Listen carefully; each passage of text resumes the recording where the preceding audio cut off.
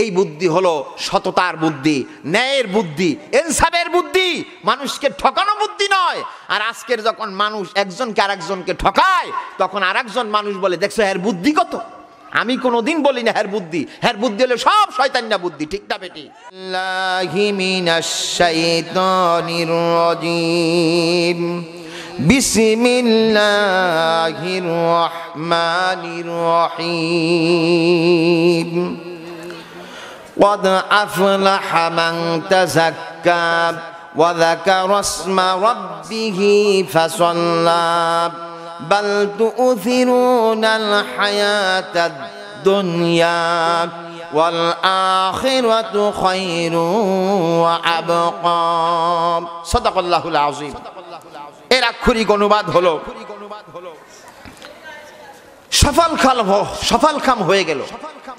পথ শব্দ যখন শব্দের শুরুতে আসে এটাকে বলা হয় মাজি করিব, নিকটবর্তী। মানে অর্থাৎ এত কাছাকাছি সফলতা কখন? আল্লাহ পাক বলতেছেন মান তাযাক্কা, যখন সে পবিত্র হবে। কোন ব্যক্তি যদি পবিত্র হয় তখন সে সফল কাম হয়ে যায়। সুবহানাল্লাহ কোন? আল্লাহ রাব্বুল আলামিন বলেন, হে বান্দা মনোযোগ দিয়ে শোনো, ওয়া যাকারা ইসমা রাব্বিহি ফাসাল্লা, আর যে পবিত্র হবে সে তার রবকে স্মরণ করবে, এরপরে নামাজ পড়বে। কয়টা? আওয়াজ দেন কয়টি? দুইটি বিষয়। যদি সে পবিত্র হয় তাহলে আল্লাহকে স্মরণ করবে, তার রবকে স্মরণ করবে, অতঃপর সে নামাজ পড়বে। এরপরে আল্লাহ রাব্বুল আলামিন বললেন বাল তুউথিরুনাল হায়াতাদ দুনিয়া। আল্লাহ পাক বলতেছে পার্থিব জীবনকে প্রাধান্য দিও না, কারণ যারা পবিত্র হবে তার রবকে স্মরণ করবে, নামাজ পড়বে, তাদের ব্যাপারে কথা হলো পার্থিব জীবনকে তারা প্রাধান্য দেয় না। কিন্তু পার্থিব জীবনকে প্রাধান্য দেয় নামাজ ছেড়ে, রোজা ছেড়ে কারা? যারা ফাসিক, যারা ফুজ্জার, তারাই এই সময়গুলি ব্যয় করে। আল্লাহ রাব্বুল আলামিন বলেন পার্থিব জীবনকে প্রাধান্য দিও না বান্দা, কারণ হলো ওয়াল আখিরাতু খায়রু ওয়া আবকা, পরকাল হলো একটা উৎকৃষ্ট সর্বশ্রেষ্ঠ পরকাল, উৎকৃষ্ট যেটার কোনো শেষ নাই, যেটা স্থায়ী। জোরে কন্যা আল্লাহু আকবার। 20% হয়েছে, জোরে বলেন আল্লাহু আকবার। 50% আরো বাড়ান, আল্লাহু আকবার। সুতরাং আমরা রবের নাম স্মরণ করব, এখানে বলাই আছে রবের নাম স্মরণের ব্যাপারে। এখন আমি গুরুত্বপূর্ণ বিষয়ে চলে যাই, সেটি হলো আপনি মনোযোগ দিয়ে শোনেন। তাযাক্কা শব্দটি কোরআনে 4টি স্থানে আছে, ইয়াতাযাক্কা শব্দটি কোরআনে 2 জায়গায় আছে, এবং এভাবে কোরআনে বহু জায়গায় তাযাক্কা শব্দটি রয়েছে, ইয়াযাক্কা শব্দটি রয়েছে। এমনি ভাবে কোরআনে বিভিন্ন স্থানে এই শব্দগুলি রয়েছে। আমি এখানে কিছু অংশ এখান থেকে আমি পাঠ করব, সেখান থেকে একখান থেকে পাঠ করব যেখানে আল্লাহ রাব্বুল আলামিন আমাদের কি বলেছেন, আসলে এই পবিত্র হওয়ার ব্যাপারে কি বলেছেন। আমাদের পবিত্র হওয়ার ব্যাপারটি হলো তাফসির ইবনে কাসির, মারুফুল কোরআন, তাফসিরে জালালাইন, তাফসিরে কাবীর এবং আমাদের আরো বহু তাফসিরের সার নির্যাস হলো পবিত্রতা অর্জনের বেলায় চূড়ান্ত বক্তব্য হলো আল্লাহর সীমারেখাকে অতিক্রম না করা, আল্লাহর সীমারেখাকে অতিক্রম না করা, হালালকে হালাল মানা, হারামকে হারাম মানা। এই 2টি বিষয় আল্লাহর আদেশ নিষেধ পালনের নাম হলো পবিত্রতা, ঠিক না ঠিক? কিন্তু আমাদের দেশে উল্টাপাল্টা তাফসির হয়, উল্টাপাল্টা তাফসির হয়। আমার দুঃখ লাগে যারা আজকের তাজকিয়ার নামে বিভিন্ন কথা বলছে, অথচ তাদের তাজকিয়া নেই, পবিত্রতা নেই। তারা বরং এক ধরনের ভণ্ড পীর আছে, নিজেদেরকে পবিত্রতা দাবি করে, অথচ তারা মুরিদানদের বউ দিয়া ঠ্যাংতে পায়, ঠিক না ঠিক? সুতরাং বিষয়টি খুব গুরুত্বের সাথে শোনেন। গুরুত্ব হলো যে এক লোক পীর সাহেব সেজেছে, ভণ্ড পীর। আমার কিন্তু একটাই, ভণ্ড পীরেরা শিরকাত করে এবং মুরিদদের পকেট থেকে টাকা নেয়, এবং তাদের আরেকটা বৈশিষ্ট্য হলো তারা অন্যের বউ দিয়া নিজের খেদমত করায়। সুতরাং বিভিন্ন জায়গায় যখন ঘরের মধ্যে ঢুকি, কিছু কিছু জায়গায় দেখি ঝুলাইয়া রাখছে, ছবির মধ্যে বাবার ঝুলাইয়া রাখছে, পায়ের মধ্যে লঙ্গি নাই, কিচ্ছু নাই, আঁটু দেখা যায়, এ হলো বাবা, এ হলো শয়তান বাবা। কি বাবা? শয়তান বাবা। আপনি একটা জিনিস মনে রাখবেন, যারা এটা করেন আজকের খারাপ লাগতে পারে, কিন্তু কিয়ামতের ময়দানে খারাপ লাগলে আপনি তখন করবেন কি? আগেই সংশোধন হয়ে যান, ঠিক না বেঠিক? এক বন্ডপীর বলতেছে,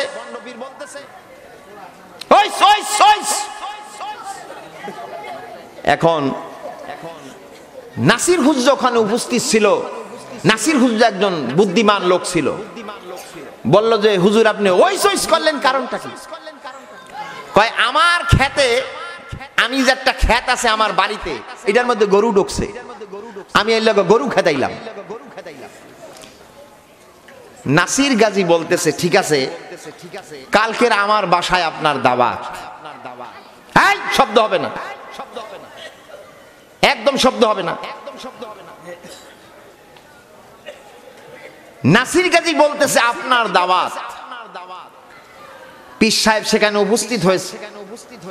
পীর সাহেব উপস্থিত হওয়ার পর এখন বলতেছে হুজুর কালকের তো আপনার ক্ষেতের গরুর খেদাইলেন। নাসির গাজী করছে কি, তার চাকরের দ্বারা, তার বাড়িতে গোলামের দ্বারা তার ক্ষেতের মধ্যে একটা গরু ছাড়িয়ে দিচ্ছে। এই ছাড়ার পর এসে ওই পীরকে জিজ্ঞাসা করতেছে হুজুর গতকালকে তো আপনি আপনার ক্ষেতের গরু খেদাইলেন, এখন আমার ক্ষেতে কি গরু আছে? কই বেয়াদব, তোমার ক্ষেতের গরুর কথা বুঝবো কিভাবে আমি? তাহলে কালকের যে হুজুর আম্মের ক্ষেতের খবর রাখলেন, আমার ক্ষেতের অবস্থা কি?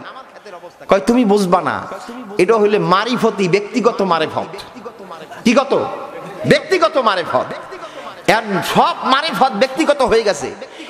গাঁজা অলরেডি খাইতেছে, দেখতেছি গাঁজা খাইতেছে, শিরিক করতেছে।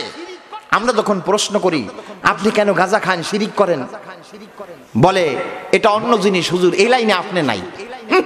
উনি একটা শয়তানের লাইন লইছে, এই লাইনের আমি যতদিন পর্যন্ত জীবিত থাকবো ততদিন পর্যন্ত এই লাইনের বিরোধিতা করব, ঠিক না বেঠিক? আমরা বাতিলের বিরুদ্ধে, আমরা বাতিলের বিরুদ্ধে, আমরা বাতিলের বিরুদ্ধে, ঠিক না বেঠিক? আল্লাহ রাব্বুল আলামিন বলেন তাজকিয়াতুন নফস এত সোজা নাম। আল্লাহ রাব্বুল আলামিন বলেন ইব্রাহিম আলাইহিস সালাম যখন দোয়া করলেন নবীর জন্য, কি দোয়া করলেন, সেখানে কি উল্লেখ রয়েছে মানুষের জানা উচিত। সূরা বাকারার 129 নং আয়াতে আল্লাহ পাক বলতেছেন, কি বলতেছেন? ربنا وابعث فيهم رسولا منهم يتلو عليهم آياتك ويعلمهم الكتاب والحكمة ويزكيهم إنك أنت العزيز الحكيم। সুতরাং আল্লাহ পাক বলতেছেন, এটা কিন্তু ইব্রাহিম আলাইহিস সালাম দোয়া করেছিলেন কাবা বানানোর পর, আল্লাহর কাছে ফরিয়াদ করতেছিলেন, হে আল্লাহ তাদের মধ্য থেকে এমন একজন রাসূল প্রেরণ করো, জোরে কোন সুবহানাল্লাহ। একটু আওয়াজ দেন, জোরে কোন সুবহানাল্লাহ। এমন একজন রাসূল প্রেরণ করো, তিনি কি করবেন মনোযোগ দিয়া শোনেন। তিনি কি করবেন? ইয়াতলু আলাইহিম আয়াতিকা, আপনার নিদর্শন তেলাওয়াত করে শোনাবে। এই কথার অর্থ হলো এই তেলাওয়াত করে শোনাবে। আরব জাতিরা সরাসরি আরবি বুঝতো, এই জন্য তাদের তিলাওয়াত করলেই হয়, কিন্তু আমাদের দেশে তিলাওয়াত করলে হয় না, সাথে সাথে আবার অর্থ বলতে হয়, ঠিক না বেঠিক? সুতরাং এরপর কি করবে? ওয়ায়ুআল্লিমুহুমুল কিতাবা ওয়াল হিকমা, এবং কিতাব শিক্ষা দিবে, হিকমত শিক্ষা দিবে। হিকমতের কথা ইবনে কাসিরে বলা হয়েছে, মারুফুল কোরআনে বলা হয়েছে হিকমত শব্দের অর্থ রাসূলের ব্যাখ্যা, জ্ঞান, প্রজ্ঞা, ইনসাফ ভিত্তিক বিচার। কোরআনে যে বিচার ফয়সালা আছে এটা সমাজে রাষ্ট্রে বাস্তবায়ন করা, ঠিক না বেঠিক? সুতরাং যতক্ষণ পর্যন্ত এই বিচার ফয়সালা বাস্তবায়ন করা না হবে, ঘরেও শান্তি পাইবেন না, বাজারেও শান্তি পাইবেন না। কারণ বাজারে আল্লাহ সহ আল্লাহর রাসূল বলেছে বাজারের এই কম দিও না, ওজনে কম দিও না। এই যে একটা মিটার বাইরাইছে, এটা আরো বড় শয়তানিয়া মিটার। এইটার মধ্যে যে কত ফাঁকি ঝুঁকি এইটা একটু বোঝা যায়, এই পালায় একটু বোঝা যায়। এইরকম যদি ঠেক দেয় তখন বোঝা যায় উনি ঠেক দিয়েছে, কিন্তু মিটারের মধ্যে ভেজাল করলে বোঝা যায় না। জোরে কোন ঠিক না বেঠিক? 1500 বছর আল্লাহ আগেই বলেছে বাজারের মানুষগুলা শয়তানি করবে ক্রেতার সাথে, এই জন্য আগেই বলে দিয়েছে আল্লাহ পাক। এই জন্য সেই বাজারে যখন এই কোরআনের বিধান কায়েম না হবে তখন পর্যন্ত এই ভেজাল থাকবে, ভেজাল থাকবে, ভেজাল থাকবে, ঠিক না বেঠিক? আল্লাহ রাব্বুল আমিন বলেন এই ওয়াল হিকমা, এরপরে আল্লাহ রাব্বুল আমিন বলেন ওয়ায়ুযাক্কিহিম, এরপরে পবিত্রতা হতে হবে, এই আত্মার পবিত্রতা, এই আত্মার পবিত্রতা হতে হবে। কিন্তু মানুষ মনে করে শুধু নামাজ রোজা করলেই হবে। নামাজ রোজা করবেন, ঠিক আছে, নামাজ রোজা করবেন, এর সাথে সাথে আবার ভালো হয়ে যাবেন, সৎ হয়ে যাবেন। দেখেন আল্লাহ রাব্বুল আমিন বলতেছেন ইন্নাকা আনতাল আজিজুল হাকিম, নিশ্চয়ই আপনি হলেন পরাক্রমশালী, প্রজ্ঞাময়, যার মধ্যে প্রজ্ঞা আছে, জ্ঞান আছে, বুদ্ধি আছে। এবং এই বুদ্ধি কি? এই বুদ্ধি হলো সততার বুদ্ধি, ন্যায়ের বুদ্ধি, ইনসাফের বুদ্ধি, মানুষকে ঠকানো বুদ্ধি নয়। আর আজকের যখন মানুষ একজনকে আরেকজনকে ঠকায় তখন আরেকজন মানুষ বলে দেখছো এর বুদ্ধি কত। আমি কোনোদিন বলি না এর বুদ্ধি, এর বুদ্ধি হলো সব শয়তানিয়া বুদ্ধি, ঠিক না বেঠিক? আল্লাহ রাব্বুল আমিন দেখেন 3 জায়গায় এই কথাটা আছে, উল্লেখ আছে। এখানে দেখেন আবার সূরাতুল ইমরানের ভিতরে আল্লাহ রাব্বুল আমিন বলেন রাসূল প্রেরণ করা হলো, তার কাজটা কি হবে? এখানেও বলা হলো ইয়াতলু আলাইহিম আয়াতিহি ওয়া ইউযাক্কিহিম, আছে না নাই? আরে আওয়াজ দিয়ে কোন আছে না নাই? ওয়া ইউযাক্কিহিম ওয়া ইউআল্লিমুহুমুল কিতাবা ওয়াল হিকমা ওয়া ইন কানু মিন ক্বাবলু লাফি দালালিন মুবিন। এখানে একটু ব্যতিক্রম, একটু ব্যতিক্রম। সেটা হলো তাদেরকে আয়াত নিদর্শন পড়ে শোনানো হবে, তাদের পবিত্র করা হবে। এই জন্য শিক্ষক দরকার, শিক্ষক ছাড়া কিছুই হয় না। আপনি একজন সামান্য ছেলে যখন বড় হয় আপনি স্কুলে দেন বা মাদ্রাসায় দেন, দেন কি দেন না? আরে আমি আওয়াজ দেন, দেন কি দেন না? শিক্ষার জন্য দেন, আপনার ব্যারিস্টার বানানোর জন্য আপনি বিভিন্ন রাষ্ট্রেও পাঠান। কিন্তু আপনি একটা শিক্ষা ব্যারিস্টার বানানোর জন্য আপনি বিভিন্ন বিদেশে পাঠান, ডাক্তার বানানোর জন্য বিদেশে পাঠান যাতে চিকিৎসা ভালো করতে পারে। কিন্তু আমাদের দেশে সর্বনাশ হলো, কিন্তু এলেম, দিনী এলেম শেখার জন্য যায় মুরুক্ষের কাছে, ঠিক না বেটি?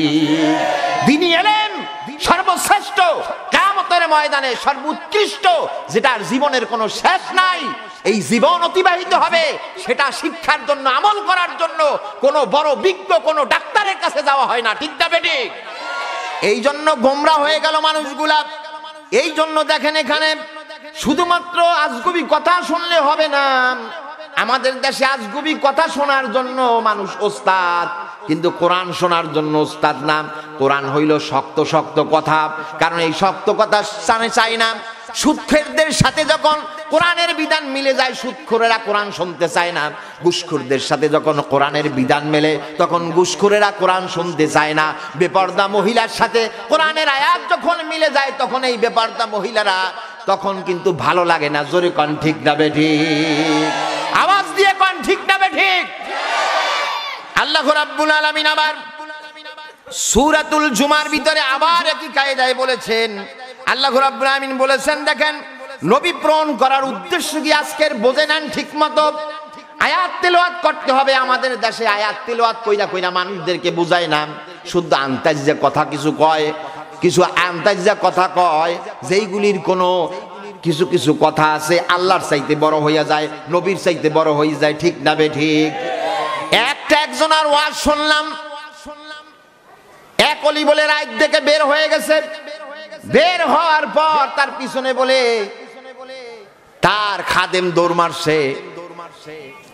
দৌড় মারার পর কি করলো মনোযোগ দিয়ে শোনেন, একজনের কথা বলবেন না। দৌড় মারছে, দৌড় মারার পর দেখে একটা সমুদ্র। হুজুর তো দেখে না। দেখেন আমি এই চিন্তা করলাম কত বড় আজগুবি কথা দেখো। এরপর খাদেম যখন সমুদ্রের কাছে চলে গেল, যখন সমুদ্রের কাছে চলে গেল দেখে সে হুজুর নাই। কই গেছে হুজুর? সমুদ্র পাড়াইয়া চলে গেছে। সমুদ্র পাড়াইয়া কেমনে চলে গেল? সে আল্লাহর ওলি যখন সমুদ্রে পা রাখলো তখন সমুদ্র বলে গুটাই আসছে, আইসা পারের সাথে মিলে গেছে। আমি তখন চিন্তা করলাম, গবেষণায় চলে গেলাম, আরে কেমন আজগুবি কথা। নবীর ব্যাপারে এইরকম কোন পাওয়ার পাইল না, সাহাবীরা কোন এইরকম পাওয়ার পাইল না, তাবিনরা পাওয়ার পাইল না। ঠিক আছে বলেন, আপনি এমন কথা বললেন না যেটা আল্লাহ আল্লাহর রসুলের চাইতে বেশি হইয়া যায়, ঠিক না বেঠি? বেশি হয়ে যায়। তাহলে তো নবী করিম সাল্লাল্লাহু আলাইহি সাল্লাম সেই বদরের যুদ্ধের সময় এই মদিনা থেকে তো এত দূর যাওয়ার প্রয়োজন হইতো না, তাহলে তো সে এক কাজ দিয়াই যাইতে পারতো, ঠিক না বেঠি? এত মরুকি দৌড়ানোর দরকার আছিল? নবীর চাইতে কি সবকিছু বেশি না? আপনি বলেন, হ্যাঁ অলিকে অলির জায়গায় রাখতে হবে, নবীকে নবীর জায়গায় রাখতে হবে, আল্লাহকে আল্লাহর জায়গায় রাখতে হবে। যেমন আপনি একটা ঘটনা, এই যে তাজকিয়ার ব্যাপারে আমি একটা ঘটনা পড়লাম, আজকেরই বললাম, এই ঘটনা মানা যায়। কোন ঘটনা? যেটা স্বাভাবিক, সেই কথাটা মানা যায়। কোনটা? হযরতে আত্তার রহমাতুল্লাহ আলাইহি তিনি একটি কিন্তু আতর এবং বিভিন্ন জিনিসের কিন্তু দোকানদারি করত। হঠাৎ করে এক ভিক্ষুক এসে বলতেছে, হুজুর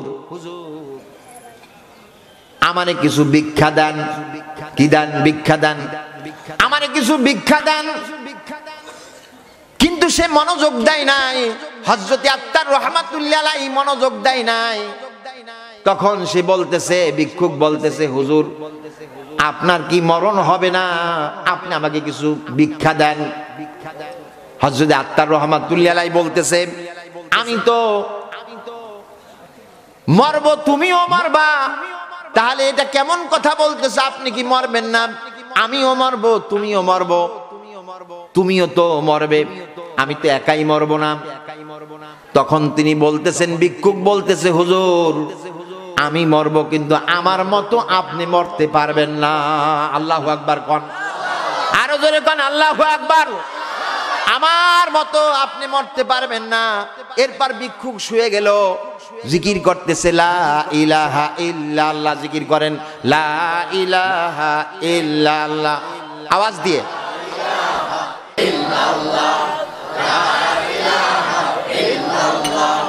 লা ইলাহা ইল্লাল্লাহ, লা ইলাহা ইল্লাল্লাহু মুহাম্মাদুর রাসূলুল্লাহ।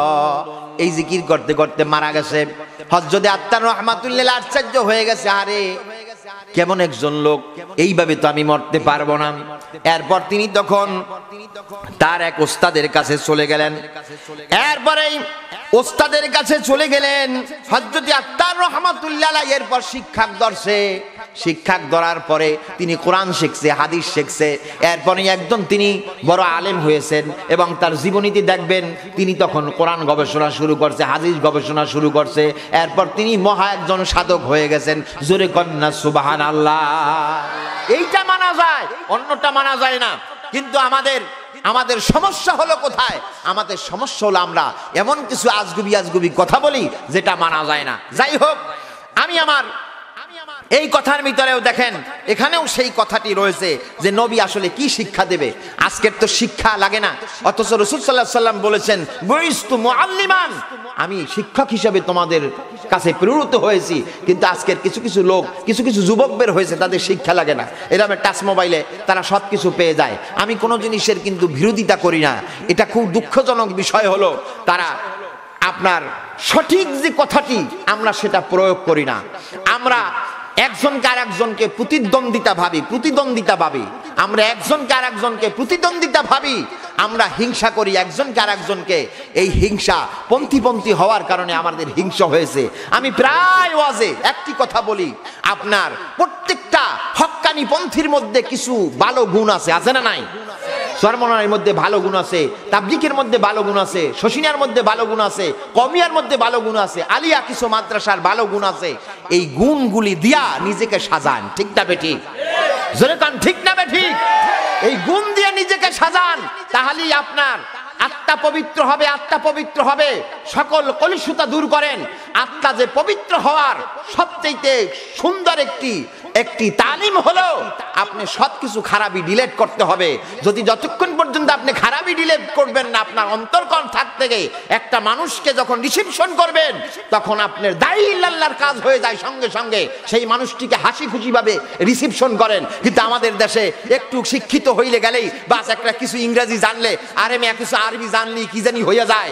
আমি বলি কানাডা যাও, আমেরিকা যাও, তোমাদের চাইতে সেখানের জারুদারেরা ভালো ইংলিশ পারে, ঠিক না ঠিক?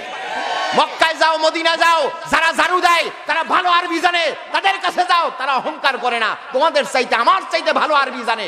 সুতরাং বুঝতে হবে মানুষকে হিংসা বিদ্বেষের মধ্যে ডুব দিলে হবে না। আমাদের দেশে আমি তাদেরকে গরম আকারে কথা বলবো না, তাদের ইহতিসাব দিচ্ছি। যদি তারা কোন জিনিসকে, আমি একটাই কথা বলেছি, কোন জিনিস উঁচু করা যাবে না, আর কোন জিনিসকে ডাইরেক্ট কিছু বলা যাবে না।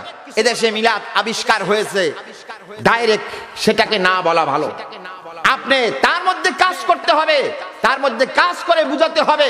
কারণ একটা মিলাদ অনুষ্ঠান হলে পরে সেখানে সূরা ইখলাস পড়া হয়, দুরূদ শরীফ পড়া হয়, হ্যাঁ আস্তে আস্তে সেটা চেঞ্জ করে আপনি মানুষকে বুঝিয়ে আনেন। আক্রোশাত্মক ভূমিকা নিয়ে যদি কথা বলি তাহলে কেউ আমাদের কথা শুনবে না, ঠিক না ঠিক? এক শ্রেণীর লোক আমিন জোরে কয়, রফিদিয়ান বলে। একজন প্রশ্ন করলো, হুজুর রফি ইয়াদাইন কি? আপনি যে মক্কা মদিনায় গেছেন, রফি ইয়াদাইন আছে না? আমি কে হ্যাঁ আছে। সেখানে কি জোরে আমিন বলে না? আমি কে হ্যাঁ বলে না কেন? বলে।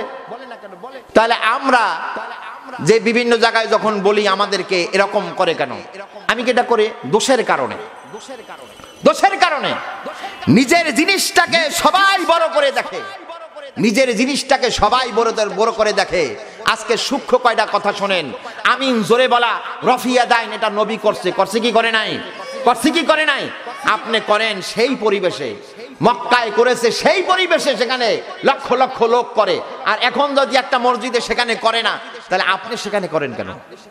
ইমাম শাফি রাহমাতুল্লাহ আলাইহি পর্যন্ত ইমাম আবু হানিফাকে সম্মান করেছে, ইমাম আবু হানিফা রাহমাতুল্লাহ আলাইহি জোরে আমিন বলে নাই। সুতরাং আপনাকে ওইভাবে সিস্টেম করতে হবে। হ্যাঁ, আপনি যেখানে পরিবেশ পান সেখানে সেই কাজটা করেন। আমাদের মধ্যে ডিভাইডেড তৈরি করা যাবে না। কোনোটা যদি খারাপ হয় তাহলে সেটা মানুষকে বানিয়ে বুঝদার করে, এই যেই কথাটা বলেছেন নবী করিম সাল্লাল্লাহু আলাইহি ওয়াসাল্লাম শিক্ষার জন্য এসেছেন, আমাদের আত্মা পবিত্র করার জন্য এসেছে, এমনি আসে নাই। প্রত্যেকটা লজিক ভাবে কথা বলেন, মানুষের মধ্যে ভেদাভেদ থাকবে না। আমি যেটা করি সেইটাকে প্রাধান্য দেবেন, সেটা ঠিক নয়। ইহুদিরা কি বলছিল দেখেন, শোনেন মনোযোগ দিয়া। ইহুদিরা বলছিল আমরা পবিত্র, নিজে দাবি করলে হবে না। এখানে কোরআন থেকে শোনেন, আল্লাহ রাব্বুল আলামিন তখন নবীকে ইহুদি সম্পর্কে জানাইয়া দিলেন, আলাম তারা ইলাল্লাযীনা ইউযাক্কুনা আনফুসাহুম বালিল্লাহু ইউযাক্কি মান ইয়াশাউ ওয়া লা ইযলামুনা ফাতিলা। জোরে কান আল্লাহু আকবার। 20% হইছে, জোরে কান আল্লাহু আকবার। আরো জোরে বলেন আল্লাহু আকবার। আল্লাহ রাসূল বলেন, আপনি কি দেখেন নাই যে যারা নিজেদের পবিত্রতা নিজেরা ঘোষণা করে, আমি যদি হক বলি তা হক হবে না। আবু আতাইয়া কবি ইস্তিগফার দোয়া কবিতায় তিনি লিখেছেন, মানুষ যদি আল্লাহ আমাকে দুনিয়ার সব মানুষ যদি ভালো বলে তাহলে আমি ভালো না। কেন? তুমি যদি আমাকে মাফ না করো, ক্ষমা না করো, আমি ভালো না।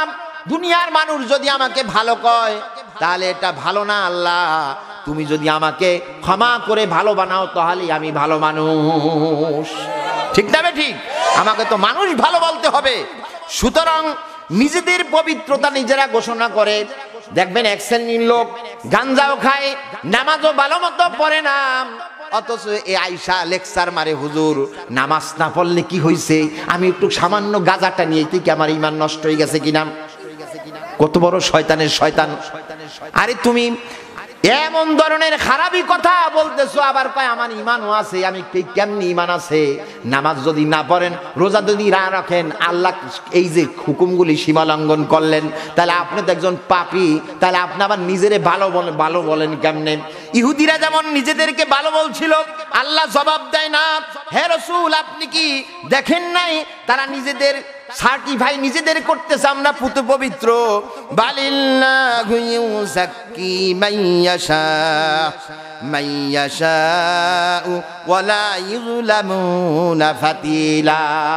আল্লাহ পাক বলতেছেন, বরঞ্চ আল্লাহ যাকে ইচ্ছা তাকে পবিত্র করে। জোরে কোন সুবহানাল্লাহ। আল্লাহ যাকে ইচ্ছা তাকে পবিত্র করে, কিন্তু আল্লাহ পাক কারো প্রতি জুলুম করে না। আল্লাহ পাক কারো প্রতি জুলুম করে না। আপনারা যারা যুবক, আপনারা যারা বিভিন্ন কম বয়সী লোকেরা নেট চালান, দেখবেন আজকের দেশে বিভিন্ন রকমের গান হয়। একজন গান গায়ক আর একটা গায়কের দোষারোপ করে না, কিন্তু আমাদের দেশে এক বক্তারে কয় ওইলে যারো সন্তান, আমি বক্তার নাম কব না, একজন আর একজনের কয় ও তো কাফের হয়ে গেছে। আহা, একটা পীর, একটা ভালো হক্কানি ওলামা একরাম, একজন মুফতি, একজন আলেম একটা যখন প্রশ্ন করে কেউ, সেই প্রশ্নের সমাধান যদি সঠিক না দিতে পারে তাহলে সেই পাপের ভাগ তাকে হতে হবে। একটি শরীয়তের মাপকাঠি অর্থাৎ সিলসিলা, রাসূলের সিলসিলা হিসাবে এসেছে মাপকাঠিগুলি। আপনি যদি আপনার কাছে কেউ প্রশ্ন করে, এই প্রশ্নের উত্তরের মধ্যেই আপনার যেই সমাধানটা দেন, হয় আপনার শরীয়তের মধ্যে যদি হয় সেটা ভালো কথা, যদি শরীয়তের বাইরে হয় ওই লোকটা যতদিন পর্যন্ত আমল করবে ওই গুনার ভাগ আমাকে ভোগ করতে হবে। ঠিক না ঠিক? হ্যাঁ, আলেম সোজা নয়, মুফতি সোজা নয়, পীর সোজা নয়। সুতরাং এটা একটি মাপকাঠি। কিন্তু আজকের কি, একজনারে কয় ওহাবি আর একজনারে কয় সুন্নি, কয় কি কয় না? কত বড় গালিগালাজ করে একজন মুসলমান ভাই ভাই। নবীর যুগে এরকম ছিল না, সাহাবীর যুগে এরকম ছিল না, আমাদের যুগে এসে এইরকম খারাপ জিনিস হয়ে গেল। কেউ ওহাবি কয়, আবার দুইজন, আমি তাকে আমার এই যে মিডিয়ার মাধ্যমে আমি তাদের দুইটা লোককে আমি এহতেসাব দিচ্ছি। এহতেসাব হলো দুইটা লোকের ব্যাপারে এহতেসাব। সেটা হলো একটা মুফতি আলাউদ্দিন নামে এক লোক আছে, নিজেরে খুব বড় মনে করে, কয় ওহাবিরা আমার লাগে 5 মিনিটও টেকবে না।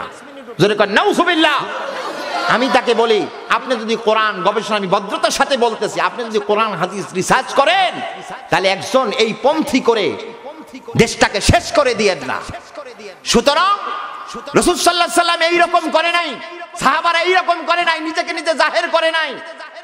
বড় বড় আলেমদের ব্যাপারে সে নিজেকে জাহের করে, ওরা 5 মিনিটও দেখবে না আমার সাথে। আহা, এইরকম জাহের করেন না আপনি। তাহলে কি আপনার উদ্দেশ্য খারাপ, নিয়ত খারাপ, তাহলে আপনি ওই হাদিসের পর্যায়ে পড়ে গেছেন, ইন্নামাল আমালু বিন্নিয়াত। আপনি লক্ষ লক্ষ মানুষের সামনে আপনি জাহের হতে চান বিধায় এই ধরনের কথা বলেন না। জাহের হওয়ার দরকার নাই, কিয়ামতের ময়দানে বিচারের চিন্তা করতে হবে আমাদের। ঠিক না বেটি? আর একজন আছে মুফতি তাহেরি। আমি বলি আপনাকে তো আল্লাহ কোনো না কোনো ভাবে এক জায়গায় অপমান করছে, কোনো না কোনো ভাবে এক জায়গায় অপমান করছে।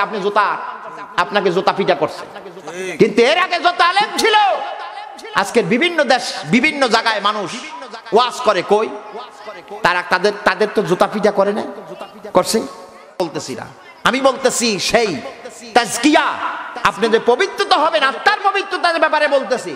ওয়ান আবি হুরায়রা রাদিয়াল্লাহু ক্বালা ক্বালা রাসূলুল্লাহ সাল্লাল্লাহু আলাইহি ওয়াসাল্লাম ইন্নাল্লাহা লা ইয়ানজুরু ইলা সুওয়ারিকুম ওয়ালাকিন ইয়ানজুরু ইলা কুলুবিকুম ওয়া আমালিকুম, রাহুল মুসলিম।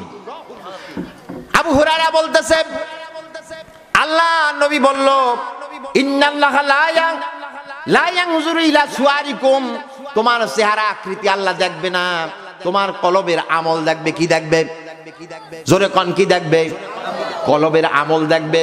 সুতরাং কলব ভালো করতে হবে, আমার ভালো নিয়েইতে কথা বলতে হবে। ঠিক না বে ঠিক? আরে মেয়ে আওয়াজ দিয়া কোন ঠিক না বে ঠিক? স্বার্থবাদী কথা বলা যাবে না। এই জন্য আল্লাহ রাব্বুল আলামিন কি বলেছেন এখানে? আল্লাহ রাব্বুল আলামিন বলেছেন, কি বলেছেন? আল্লাহ রাব্বুল আলামিন বলেছেন নবীজি কি করবে? ইয়াতনু আলাইহিম আয়াতিহি ওয়া ইউযাক্কিহিম ওয়া ইউআল্লিমুহুমুল কিতাবা ওয়াল হিকমা ওয়া ইন কানু মিন ক্বাবলি লাফি দালালিম মুবিন। আল্লাহু আকবার। এরপর তিনি বললেন তাদের নবী তাদেরকে শিক্ষা দেবে, তাজকিয়া শিক্ষা, আয়াত তেলাওয়াত করার পর তাদের পবিত্রের ব্যাপারে শিক্ষা দিবে এবং শিক্ষা দিবে কিতাব এবং হিকমা প্রজ্ঞা। তাহলে বোঝা যাচ্ছে যে হিকমা আমাদের দরকার আছে, হাদিস আমাদের দরকার আছে, ইজমা আমাদের দরকার আছে, কিয়াস আমাদের দরকার আছে। ঠিক না ঠিক?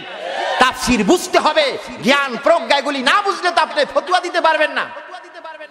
আপনি তো এই যেমন এখন কত সমস্যা, জাদিদ মাসালাগুলি, নতুন নতুন মাসালা এসেছে, কয়টা জানেন আপনি নতুন মাসালা? শুধুমাত্র সমালোচনা করেন। সুতরাং এই দুইজন আমি আলেমের কথা বললাম, এরকম বহুত অসংখ্য আলেম আছে যারা ইসলামের মধ্যে ফেকরা করে। কিয়ামতের ময়দানে অবশ্যই তাদেরকে জবাব দিতে হবে। ঠিক না ঠিক? জবাব দিতে হবে কিয়ামতের ময়দানে। সুতরাং এই হলো আজকের আলোচনা। এরপরে যেই কথাটি আমি বলছিলাম যে দেখেন আমাদের সবাইকে ভাই ভাই থাকতে হবে। যারা অমুসলিম, দেখেন আজকের ভারত পাকিস্তানের মধ্যে যুদ্ধ লাগানো হচ্ছে, এটা লাগাচ্ছে কারা? ইহুদিরা। ওই একটু আগে আয়াত পড়লাম, ইহুদিরা খুব খারাপ। কোরআনে এক জায়গায় তাদেরকে অপবিত্র নাজাসুন বলা হয়েছে, এক জায়গায় কোরআনে তাদেরকে অপবিত্র ঘোষণা করা হয়েছে। এই ইসরায়েল হলো একটা মুসলমানের জন্য বিস্ফোরা। ঠিক না ঠিক? আরে আওয়াজ দিয়ে কোন ঠিক না ঠিক? ইসরায়েল হলো সারা বিশ্বের মুসলমানের জন্য সবচাইতে সর্বশ্রেষ্ঠ খারাপ একটা বিস্ফোরা। সুতরাং হিটলার চাইছিল এই ইহুদিদেরকে শেষ করে দিতে, কিন্তু পারে নাই। সেও খারাপ ছিল, কিন্তু এই হিটলার পারে নাই, কিন্তু আর পারবেও না, যেহেতু ইহুদিরা হলো সবচেয়ে খারাপ এক জাতি। মানুষের সাথে বাজাইয়া অস্ত্র বেচে, পাকিস্তানের লগে ভারতের লগে লাগাইয়া এখন অস্ত্র বেচার চিন্তা করতেছে। কত খারাপের খারাপ এরাই। বিশেষ করে আমাদের মধ্যে যে জঙ্গি জঙ্গি একটা কথা এরা ঘোষণা দিয়েছে আগে, কয় এরা ঘোষণা দিয়া এই পাশ্চাত্য সভ্যতার ঘোষণা দিয়া আমাদের মধ্যে একটা আউল বাজাইয়ে দিয়েছে। ঠিক না ঠিক? সুতরাং আমরা এটাকে চরম ভাবে ঘৃণা করতে হবে আমাদের। এ সম্পর্কে রাসূল সাল্লাল্লাহু আলাইহি ওয়াসাল্লাম কি বলেছেন দেখেন, মনোযোগ দিয়ে শোনেন। এ সম্পর্কে রাসূলুল্লাহ সাল্লাল্লাহু আলাইহি ওয়াসাল্লাম বলেছেন, রাসূল সাল্লাল্লাহু আলাইহি ওয়াসাল্লাম এ সম্পর্কে বলেছেন, কি বলেছেন? যে উম্মে মাকতুব নামে এক সাহাবী রাসূল সাল্লাল্লাহু আলাইহি ওয়াসাল্লামের দরবারে আসলো একটি বিধান জানার জন্য। রাসূল সাল্লাল্লাহু আলাইহি ওয়াসাল্লামকে বারবার পিরাপিরি করতেছে, বারবার। তখন রাসূল সাল্লাল্লাহু আলাইহি ওয়াসাল্লাম কিন্তু আবু জেহেল, উতবা, সাইবার সাথে কথা বলছিলেন। রাসূল সাল্লাল্লাহু আলাইহি ওয়াসাল্লাম এদের সাথে কথা বললেন, চিন্তা করলেন কাফেরেরা যদি একটু বুঝে তাহলে আমার উপকার হবে। আর উম্মে মাকতুব তো অন্ধ, সে দেখতে পাচ্ছে না কার সাথে রাসূল কথা বলতেছে। কিন্তু উম্মে মাকতুব বারবার রাসূলকে আব্দুল্লাহ ইবনে উম্মে মাকতুব বারবার রাসূলকে বিরক্ত করলো। তখনই আল্লাহ রাব্বুল আলামিন আয়াত নাযিল করে দিলেন। কার পক্ষে? ওই আব্দুল্লাহ ইবনে উম্মে মাকতুবের পক্ষে আয়াত নাযিল করে দিলেন। আল্লাহ রাব্বুল আলামিন বলে দিলেন, ওয়া মা ইউদরিকা লাআল্লাহু ইয়াযাক্কা। যে ইয়াযাক্কা শব্দের এখানে অর্থ হলো যে সে পবিত্র হবে বা হতো। মোজারের দুইটি বৈশিষ্ট্য রয়েছে, বর্তমান আর ভবিষ্যৎ। মোজারের সিগার ভিতরে এখানে সেই কথাটাই যে সে তো সে এখন বর্তমানে রানিং এ সে একজন পরহেজগার, সে একজন তাকওয়াশীল। সুতরাং আপনি তার সাথে কথা বলা দরকার ছিল, কিন্তু আপনি যদি তার সাথে আপনি এই বিধান জানাতেন সে উপকৃত হতো। কিন্তু আপনি যেই কাফেরের সাথে কথা বলতেছেন, কাফেরদেরকে প্রাধান্য দিতেছেন। রাসূলকে এখানে কিন্তু আল্লাহ রাব্বুল আলামিন আয়াত দ্বারা সতর্ক করে দিলেন, যেই বিশ্ব নবীর জন্য আল্লাহ পাক সব করলেন, সেই নবীর ব্যাপারে সতর্ক করে দিলেন। এবং তিনি পরবর্তীতে বলে দিলেন এই কথা, কি বললেন? তিনি এই কথা বলে দিলেন, ওমা আলাইকা আল্লাহ ইয়াসাক্কা। তবে আপনি যদি তাদের ব্যাপার তাদের সাথে কোনো কথা না বলতেন, তাহলে তারা যদি পবিত্র হতো না, এটা তাদের ব্যাপার। পবিত্র হোক আর না হোক সেটা তাদের ব্যাপার, আপনার কোনো দোষ নাই। তারা যদি পবিত্র না হয় এজন্য আপনার দোষ নাই, কিন্তু যে পবিত্র হয়েছে তাকে মর্যাদা দিন, তাকে গুরুত্ব দিন। আমাদের দেশে এইটা নাই। আছে? আমাদের দেশে আছে। আহারে, যখন বিদেশি শয়তান মেহমানগুলো আহে, আরে কি কদর! আর হুজুরেরা খাড়াই থাকে। হুজুরেরা কি করে? খাড়াই থাকে। দেখবেন না, একজন সাধারণ পুলিশ কি পাস, আইএ পাস বা বিএ পাস, আমি তাদের সমালোচনা করতেছি না, আমি বলতেছি ধর্মীয় নেতাদেরকে আজকের মসজিদ ছাড়া সব জায়গায় অবহেলা করে, সব জায়গায় অবহেলা করে। ঠিক না বেঠিক? খালি ইমাম সাহেব অনে তো বসতে পারে না। ওই এক হুজুরের কাছে গল্প শুনছিলাম, এক চেয়ারম্যান আছে বলে পেট মোড়া। এই চেয়ারম্যান খুব খারাপ, ঘুষও খাইতে আবার সুদেরও কারবার করতে। এরপর একদিন মসজিদে গেছে, পর ইমাম সাহেবের একটা টার্গেট, নির্বাচনী প্রচারের জন্য একদিন হঠাৎ করে মসজিদে গেছে। মসজিদে যাওয়ার পরে এখন শুক্রবার তো আর বলতে পারে না ইমাম সাহেবের আপনি মিম্বারদের নামেন, বলতে পারে না। এখন হ্যাঁ আল্লাহর নাম লইয়া সুন্দর সুন্দর ওয়াজ করার পর বলতে হুজুর চান্স তো পাই না, মোটে একটা পাইছি একটা চান্স। এরপরে রুকুতে যাই অনেকক্ষণ আমি থাকতে আছি, পেট মোটা না, রুকুতে যাই অনেকক্ষণ থাকতে আছে, আবার সেজদায় যাই আর থাকতে আছে। এইরকম জুমা টুমার শেষে এক জায়গায় যাইতেছে হুজুর দাওয়াত খাইতে, এক মুসল্লি বলতেছে হুজুর রুকু সেজদা তো কোনো সময় এইরকম করেন নাই, আজ এইরকম করলেন কা? কয় পরে কইতে আসি, দাওয়াতটা খাইয়ে লই তোরে, দাওয়াতটা খাইয়া পরে কইতে আসি। কয় নিরিবিলি কইতে হইবে তোর সাথে। এরপরে ওই লোক মানে শোনার জন্য বেকুল, এরপর আবার হুজুরের কাছে গেছে। হুজুর বলতেছে বেটা সুযোগ তো পাই না, তাই আজকে রুকু সেজদার মধ্যে ওই পেডরের আজকে সাইজ করিয়ে দিলাম। কি করলাম? সাইজ করে দিলাম। সুতরাং আল্লাহ রাব্বুল আলামিন আমাদের সকলকে ভালো হওয়ার তৌফিক দান করুক। জোরে বলেন আমিন, আরো জোরে বলেন আমিন। সুতরাং আল্লাহ রাব্বুল আলামিন পবিত্রতা না হইলে আমাদের সাথে কথা বলবেন না। সূরা বাকারার ৭৪ নং আয়াতে আল্লাহ রাব্বুল আলামিন বলেছেন, আল্লাহ রাব্বুল আলামিন বলেছেন লা ইউকাল্লিমুহুমুল্লাহু ইয়াওমাল কিয়ামাহ ওয়া লা ইউযাক্কিহিম ওয়া লাহুম আযাবুন আলীম। আল্লাহ পাক বলতেছেন কিয়ামতের ময়দানে তাদের সাথে কথা বলা হবে না, আর আল্লাহ তাদেরকে পবিত্রতাও করবে না। সুতরাং পবিত্রতা হওয়ার দরকার কিনা? জোরে কোন দরকার কিনা? তাহলে পবিত্রতা হতে হলে হিংসা বিদ্বেষ সবকিছু এই অন্তঃকরণ থেকে ডিলিট করে দিতে হবে। আমি আজকের মহিলাদের আলোচনায় বলছিলাম যে আমাদের অন্তঃকরণ একটা মেমোরি কার্ড, এই মেমোরি কার্ডে যা খারাপি লোড আছে এগুলি সব ডিলিট করে দেন, ভালো জিনিস ঢুকান। জোরে কোন সুবহানাল্লাহ বিহামদি। আল্লাহ আমাদের কবুল করুক। জোরে বলেন আমিন, আরো জোরে বলেন আমিন। সুতরাং আমি গুরুত্বপূর্ণ একটি কথা বলতেছি এখানে, সেটি হলো যে আমরা যদি যে আয়াতে কারিমা আমি আজকে নিয়েছি সেই আয়াতে কারিমা, সেটি হলো যে কদ আফলাহা মান তাযাক্কা ওয়া যাকারা ইসমা রাব্বিহি ফাসাল্লা বাল তুসিরুনাল হায়াতাদ দুনিয়া ওয়াল আখিরাতু খায়রুন ওয়া আবকা। এই যে সর্বোৎকৃষ্ট আমাদের একটি জান্নাত দেওয়া হবে, সর্বোৎকৃষ্ট একটি স্থায়ী জান্নাতে আমরা বসবাস করব যদি দুনিয়াকে আমরা প্রাধান্য না দেই। এক সাহাবীর কাছে রাসূল সাল্লাল্লাহু আলাইহি সাল্লাম বলতেছেন, আহারে জান্নাতে গেলে পরে তোমাদের পায়খানা প্রস্রাব কিছুই করা লাগবে না, তোমাদের কিছুই করা লাগবে না, থুতু ফেলা লাগবে না, নাকের এই যে থেতরানি ফেলান লাগবে না, এগুলি কিছুই লাগবে না। রাসূল সাল্লাল্লাহু আলাইহি সাল্লামকে তখন সাহাবী প্রশ্ন করলো, ইয়া রাসূলুল্লাহ তাহলে আমাদের পেটের অবস্থা কি হবে? আমাদের পেটের অবস্থা, আমাদের পায়খানা প্রস্রাব এগুলো কি হবে? রাসূল সাল্লাল্লাহু আলাইহি সাল্লাম বলেন এগুলি ডেকুরের সঙ্গে চলে যাবে। সুবহানাল্লাহ বিহামদি। কিসের সাথে চলে যাবে?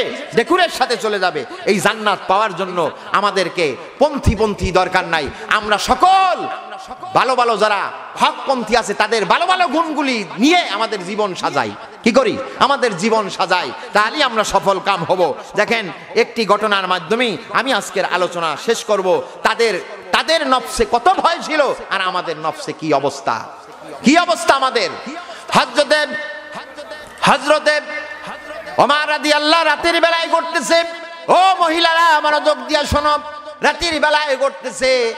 এক বাসার কাছে যাইয়া শুনতেছে, বলতেছে এক মহিলা ঘরের মধ্যে থেকে বলতেছে, এই ওয়াজ সবাই জানেন, তারপর শোনা দরকার একটা বিষয়ের উপরে। তাদের তাকওয়া, তাদের তাজকিয়া কেমন ছিল আর আমাদেরটা কেমন।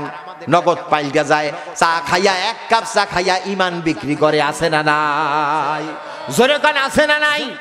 আবার জিজ্ঞাসা করলে কয়, ও ভাই আপনি তো এক কাপ চা খাইয়া, একটা সিগারেট খাইয়া ইমান বিক্রি করলেন। কয় আর হুজুর কইেন না, পরে আবার ইমান ঠিক করবো। ও কয় নাম্বার মুনাফিক আল্লাহই ভালো জানে। ঠিক দাবে ঠিক? জোরে কান ঠিক দাবে ঠিক? এরপর যখন এক বৃদ্ধা মহিলা বলতেছে, হে মেয়ে তুমি দুধে পানি মিলাও, তখন বলতেছে, ওই মহিলা বলতেছে, তখন তার মেয়ে বলতেছে, কেন মা দুধে পানি মিলাবো কেন? যেহেতু আমিনুল মুমিনিন তো ফরমান জারি করেছে দুধে পানি মিলান যাবে না, দুধে পানি মিশানো যাবে না, ফরমান জারি করেছে। ওই বৃদ্ধা মহিলা বলতেছে, ও মেয়ে তুমি কি জানো এখন কি সে দেখবে নাকি, আমিরুল মুমিনিন দেখবে নাকি? তখন বলতেছিল, ওই তার কন্যা মেয়েটি বলতেছিল, যদি আমিরুল মুমিনিন নাও দেখে কিন্তু আল্লাহ দেখবে। ঠিক না বেঠিক? এই কথা শুনে হযরত ওমর রাদিয়াল্লাহু চলে গেছে। সকালবেলা ওই দুই মহিলাকে ডাকানো হলো, একটা তার মা আর একজন ওই মায়ের সন্তান অর্থাৎ কন্যা সন্তান ডাকানো হলো। আমিরুল মুমিনিন বলতেছে, কালকের যে তুমি যে কথাটি বলছিলা, আমিনুল মুমিন নাও যদি দেখে তাহলে আল্লাহ দেখবে। আমার আত্মাটা ভরে গেছে। সুতরাং তার ছেলের বিয়ের প্রস্তাব দেওয়া হলো। আর ওমর রাদিয়াল্লাহু তার ছেলেকেও বলল, হে ছেলে, এমন একটা পাত্রীর সন্ধান পেয়েছি, সম্পদ নাই কিছু নাই, কিন্তু তার আল্লাহর তাকওয়া আছে, তাজকিয়া আছে। আল্লাহু আকবার, জোরে কান আল্লাহু আকবার। তার তাজকিয়া আছে, সুতরাং তাকে বিবাহ করো। সুতরাং এই বংশ পরম্পরায় আসলো কে? ওমর বিন আব্দুল আজিজ আসলো। এত বড় একটা পাওয়ার মাপের লোক আসলো তার বংশ পরম্পরায়। এই জন্য মেয়েদের, মহিলাদের বলি, আপনাদের পেট ভালো করেন, গর্বে সন্তান রাইকা ডিশ চ্যানেল দেখে এইরকম। আহারে যেগুলো বাইরাইবে কয়দিন পর, হেগুই কি করবে? বরিশালের ভাষা, হেগুই কি করবে? আমি এইরকম কোলে লইয়া একদারে দুধ খাওয়া এরকম করে। আরে আমি আরেক জায়গায় একটা ঘটনা শুনছি, খুব মারাত্মক ঘটনা। এই যে স্টার জলসা, ওই কি জানি জে টিভি কি বাংলা টিভি টুবি দেখা, এরপরে কারেন্ট গেছে পর কাজা দেখা শুরু করছে। কাজা দেহে কাজা, আবার রাইতে কাজা দেখায়। আরে অবস্থা, নামাজ কাজা পড়ে না, টিভি কাজা দেহে। আছে না নাই? জোরে কান আছে না নাই? আর মাশাআল্লাহ অনেক জায়গায় তো এখন ক্রিকেট জুয়ারু বাড়িয়ে গেছে। জোরে কান ঠিক না ঠিক? জোরে কান ঠিক না ঠিক? আরে তুমি যদি এখন জুয়ারু হও, তোমার সন্তান কোনোদিন ভালো হবে না। ঠিক না ঠিক? বুঝতে হবে। এরপর যখন এইটা দেখলো এই অবস্থা, তখন সে বলতেছে যে যিনি কি কথাটা বলতেছিলাম, হ্যাঁ, এখন এইরকম চ্যানেল দিক চাইয়া চাইয়া এইটা দেশে স্বামী পাশে শোয়া আর বাচ্চার এইরকম ওই যে কি জানি কয় ফিটার খাওয়ায়।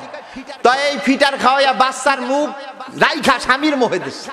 স্বামী আটকা লাফাই উঠছে, কি আমারে ফিটার দাও কা, আমারে ফিটার দাও কা।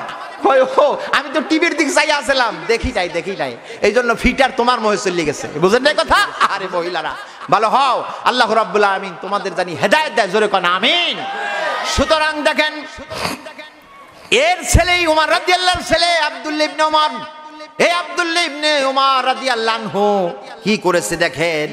হযরতে আব্দুল্লাহ ইবনে ওমর একবার যাচ্ছে মরুভূমি দিয়া, একটা রাখাল, কেউ মাথা লাড়াবেন না, একটা রাখাল খুব ক্ষুধার্ত। আব্দুল্লাহ ইবনে ওমর বলতেছেন, ওমরের ছেলে আব্দুল্লাহ ইবনে ওমর বলতেছেন, ও রাখাল, তোমার কাছে তো এই রকম মহিলা ছাগি আছে, দুধও তো আছে, আমারে কিছু দুধ খাওয়াও। তখন তিনি বলতেছেন, কিভাবে আপনাকে দুধ খাওয়াবো? এই ছাগলগুলি তো আমার না, আপনাকে দুধ খাওয়াতে পারবো না। জোরে কন্যা আল্লাহু আকবার। আরেকটু জোরে আওয়াজ দিয়া কান আল্লাহু আকবার। আমি দুধ খাওয়াতে পারবো না, আল্লাহ সব চাইতে বড়, তার ভয় জেগে গেছে, সুতরাং আমি খাওয়াতে পারবো না। এরপর যখন তিনি আশ্চর্য হয়ে গেলেন। আবার রাখাল বলতেছে, আমি কিন্তু রোজাদার, সুতরাং আমি এখন রোজা অবস্থায় আছি। আব্দুল্লাহ ইবনে ওমর আশ্চর্য হয়ে গেল, এই প্রখর রোদের ভিতরে আবার একজন রোজাদার, আবার এই রাখাল কি তাকওয়াশীল, আহারে আমরা কি করি। সুতরাং এটা কি কারণে হয়েছে জানেন? ওই যে তার মধ্যে আল্লাহর ভয় ঢুকছে, ঠিক না বেঠিক? নবী করিম সাল্লাল্লাহু আলাইহি সাল্লামের শিক্ষা পেয়েছে, তালিম পেয়েছে, এই জন্য এই কাজটা তার মধ্যে হয়ে গেছে। এই রাখালের মধ্যেও চরিত্র ফিরে এসেছে। আব্দুল্লাহ ইবনে ওমর এরপরে তিনি পরীক্ষা করার জন্য বলতেছে, ও রাখাল একটা কাজ করো, এতগুলা ছাগলের মধ্যে একটা ছাগল জবাই দাও, তুমিও খাবা আমিও, এরপরে আমি খাবো, তুমি ইফতারির সময় ইফতারি করবা। এরপর তখন ওই রাখাল বলে উঠলো, ফাইন আল্লাহ, তখন আল্লাহ কোথায় থাকবে? আমি যদি জবাই হই দেই অন্যের ছাগল, তাহলে ফাইন আল্লাহ, আল্লাহ কোথায় থাকবে? এই হলো সর্বশ্রেষ্ঠ তাকওয়া। কিন্তু আমাদের দেশে তাকওয়া নাই, পরহেজগারিতা নাই। এখানে আবার কোরআনের আয়াত দেখেন, পরহেজগারিতা থাকবে কেমনে? আমাদেরকে শয়তানে ধরেছে। আমাদের কি ধরেছে? আমাদের শয়তানে ধরেছে। এই জন্য আমাদের এই অবস্থা হয়েছে। আমি সেই কথাটি বলতে চাই, এখন মনোযোগ দিয়ে শোনেন। সেটি হলো, যেমন আল্লামা ইকবাল বলেছেন, কলবে মে সুজ নেহি, কলব মে সুজ নেহি, रूह में एहसास नहीं, कलब में सुज नहीं, रूह में एहसास नहीं, किसी भी पैगाम मुहम्मद का तुम्हारे पास नहीं। रूहे নাই অনুভূতি, অন্তরে না জ্বালা আছে, মুহাম্মদ পয়গামের মর্যাদা নাই তোদের কাছে, মুহাম্মদ সাল্লাল্লাহু আলাইহি সাল্লামের মর্যাদা নাই। মুহাম্মদ সাল্লাল্লাহু আলাইহি সাল্লাম আমাদের শিক্ষা দিয়েছে সততা, ভদ্রতা, নৈতিকতা, আজকের আমাদের হারিয়ে গেছে, ঠিক না বেটি? আমরা আজকের সততা, যুবকদের কাছে আজকের অধিকাংশ যুবকের কাছে সততা নাই। সুতরাং এই কথাগুলি আমাদের লক্ষ্য করতে হবে। সুতরাং নিজের সাথে, নিজের স্বার্থে সব কিছু করা যাবে না, নিজের স্বার্থে সব কিছু করা যাবে না। নবী করিম সাল্লাল্লাহু আলাইহি সাল্লাম নিজের স্বার্থে সব কিছু করে নাই, স্বার্থকে বিসর্জন দিতেছে। সুতরাং এই জন্য আমাদেরও বিসর্জন দিতে হবে। সুতরাং দেখেন, আজকের সবচেয়ে বড় অভাব হলো আমাদের দেশের মানুষেরা ঈমান গ্রহণ করে ঠিক, কিন্তু ঈমান শুধু ঈমানদার বলে, কিন্তু ঈমানের কাজগুলি করে না। তাকওয়াশীল বলে, তাকওয়ার কাজ করে না। তাজকিয়া বলে, তাজকিয়ার কাজ করে না। সুতরাং এখানে দেখেন, তাজকিয়ার ব্যাপারে আরেকটি আয়াত হলো, সেখানে খুব গুরুত্বপূর্ণ সেটি আয়াত। আল্লাহ পাক বলতেছেন, আল্লাযী ইউতি মালাহু ইয়াতাযাক্কা, যারা আল্লাহর রাস্তায় মাল খরচ করে তারাই হলো পুত পবিত্র। জোরে কন্যা সুবহানাল্লাহ। একটা অংশ, কিছু লোক আছে নামাজ পড়ে না, মাল খরচ করে, আবার কিছু লোক আছে নামাজ পড়ে, রোজাও রাখে, মাল খরচ করে না। কিন্তু কোরআন সব মানা হলো? আরে আওয়াজ দেন, মানা হলো? মানা হলো না।